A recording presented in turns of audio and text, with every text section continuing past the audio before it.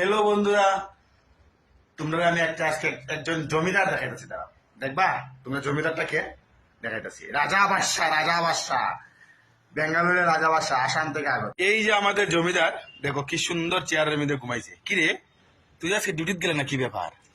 এখন ভিডিও সিডিও বানাইছ না তো? না না, তুই যে ডিউটিত গেলে না আজকে? না, আছে মন ভালো না, যেতে দিয়েছে না। তোর মন ভালো নাকি? দা সকালে তো ভাত খাইলে, দুপুরও ভাত খাইলে, আবার দিকে লেগে ফুচকা খাইলে, আবার কিদা খাইলে? মোমো, চিকেন মোমো। তো তোর শরীর ভালো নাকি? দা শরীরে আরাম পাইতেছে। কিদা আরাম লাগে তোর? তুই আজকে ডিউটিতে গেলে না কালকে যাবি? কালকে? আচ্ছা যা তো, আমি ভালো লাগে না আমার। হ্যাঁ, আরামের চেয়ার পাইছে তো, দেখো না? একদম ট্যাঙ্কের উপরে ট্যাঙ্ক তুললে, একদম নিচের থেকে ট্যাঙ্ক তুললে উপর পর্যন্ত মাথা।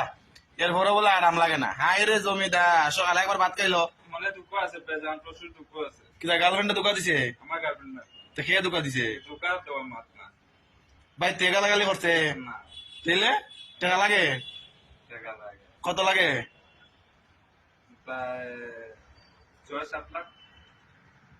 আমার নিজের হাসি টাকা নাই, আমি আবার টাকা হইতে দিব। একটু বাহানা হলাম আমাকে দিয়ে কিতা কয় দেখো। 6-7 লাখ টাকা?